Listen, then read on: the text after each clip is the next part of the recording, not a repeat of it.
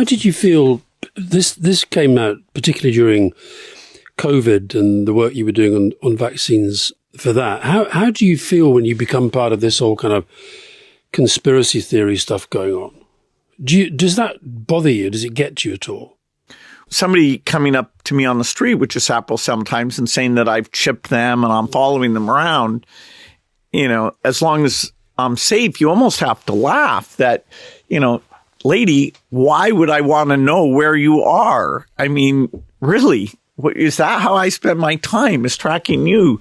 But how do you think this stuff happens? Because it became like a kind of running theme during the pandemic. No, on a global basis, I either started it or was profiting from it and doing all sorts of strange things.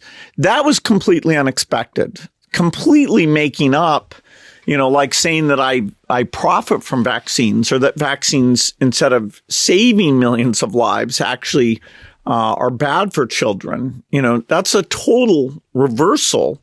And the fact that people needed a simple explanation during the pandemic. But in a way, you became victim there to something that's happening to a lot of people in politics now, which is the whole fake news thing and the power of a conspiracy theory to take hold. Do you have within the organization people who are actually thinking about how you deal with stuff like that? Or do you just accept it as part of the baggage of being a very wealthy, very powerful, well-known person?